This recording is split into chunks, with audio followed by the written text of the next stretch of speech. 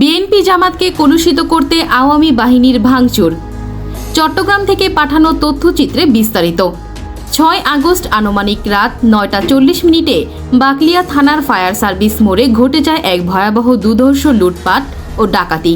ক্ষতিগ্রস্ত ব্যক্তিরা বলেন, পূর্ব শত্রুতার জের ধরে মিনহাজ উদ্দিন রনি প্রকাশ ইয়াবা রনি 30 থেকে 35 জন সাঙ্গবাঙ্গ নিয়ে আনুমানিক রাত 9:40 রুবেলের আয়শা টেলিকম সেন্টার ও তার বাসায় হামলা করে 7 থেকে 8 লক্ষ টাকা হাতিয়ে নেয়। এছাড়া বাসা ও দোকানে প্রচুর পরিমাণে ভাঙচুর করে যাত্রাকালে রুবেলের ব্যবহৃত নিজস্ব মোটরসাইকেলটি জ্বালিয়ে দেয়।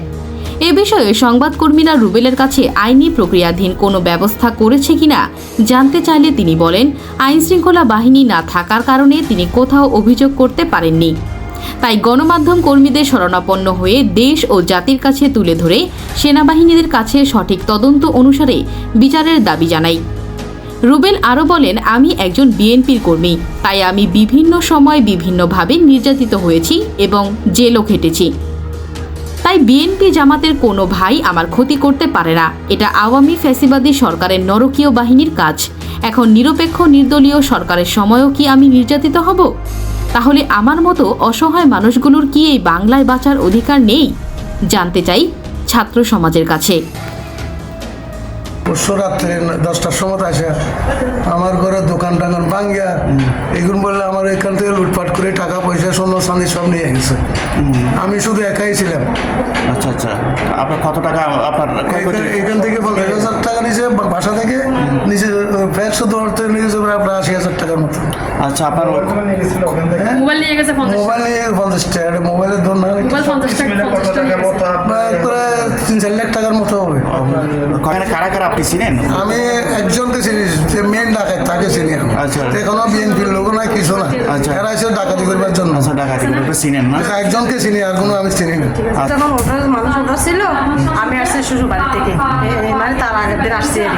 আসার পর থেকে আমাকে ডেকে মারি সবাই গরম তো ঢুকে গেছে। ঢুকে আমার আলমারি, এটা হচ্ছে আমার রুম, এটা আমার রুম। আমি আসি শ্বশুর বাড়ি থেকে ভাইয়া এখানে থাকি। তাকানোর পরে আমি আর্স্টের আলমারিতে সোনা এড়ে গেছে 3 ভরি, মানে শ্বশুর বাড়িতে নিয়ে নাই, সোনা হয় না এগুলা। 3 ভরি এড়ে গেছি, আমার ডেক্সেট এড়ে গেছি, ডেক এড়ে গেছি, চুলপাত সবগুলো এড়ে গেছি, সবগুলা ভেঙে শোনা মাটিতে ফেলাই এরা এগুলো সোনা গানে সবগুলো নিয়ে গেছে। ইতিপূর্বে আপনার একটা অভিযোগ আমরা শুনতে পেয়েছি, সেই বিষয়টা যদি আমাদেরকে বিস্তারিত একটু বলেন। বিষয়টা আমি ওই নির্বাচনের কয়েকদিন লকডাউনের মধ্যে 6 তারিখে ওই একটা ঘটনা হয়েছে, আমার দোকানপাট এরা ভাঙছে, ভেঙে লুটপাট করে নিয়ে গেছে।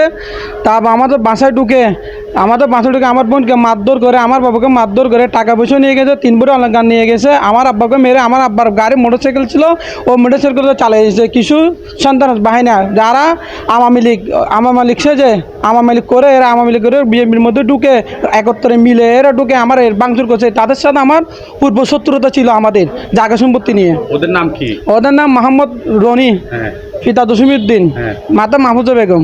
বাড়ি কোথায়? চাকদা রাজাকালী মাহফুজা বিল্ডিং। উনি কি করে? উনি একটা কুখ্যাত সন্ত্রাস। উনি আগে কিছু করতো না, আগে আওয়ামী লীগ করতো। এখন উনি বিএনপিতে ঢুকে বিএনপি মিছিল করে, অর্থাৎ বিএনপির সাথে একত্র হয়ে মিলে কতগুলা বাজেট হয়ে বাগওয়াট মিলে না বিএনপির লোক বলে আমার দোকান ভাঙচুর করছে। আমার থেকে প্রায় ক্যাশ টাকা ছিল 3.5 লাখ টাকা দোকানের মধ্যে। আবার আমার মোবাইল ছিল 4-5 প্রায় 50টার মতন। তারপর আমার মোবাইল টোবাইল ছিল, চার্জার, হেডফোন, আইফোন, এগুলো আইফোনের চার্জার, এগুলো সব এরা নিয়ে গেছে।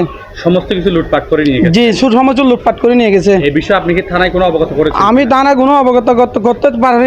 এখন আইনশৃঙ্খলা দোকান মতো থানা বন্ধ। ওরা বলছে আমরা কয়েকদিনের পদক্ষেপ নিব, কিন্তু আমি হলো একদম বিএনপির লোক। দেখেন, আমি 2021 আপনার হইলো 25 জুন 2021 সালে 4টা কোটি আমি একটা বিএনপি মামলা গেছি। আমি একটা বিএনপির কর্মী।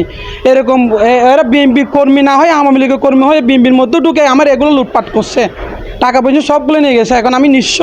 এখন আপনি যে আপনার আপনি ক্ষতিগ্রস্ত একজন ভুক্তভোগী, এই বিষয়ে আপনি আইন শৃঙ্খলা রক্ষাকারী বাহিনীর কি চান? আমি আইন শৃঙ্খলা মানে সুস্থভাবে এটা বিচার চাই আমার। এখন আমি নিঃস্ব হয়ে গেছি, এখন আমার কিচ্ছু নাই, আমি পথের ফকির হয়ে গেছে। এখন আমি এদের শাস্তিগুলো দৃষ্টিগুলো আইন শৃঙ্খলা বিচার চাই।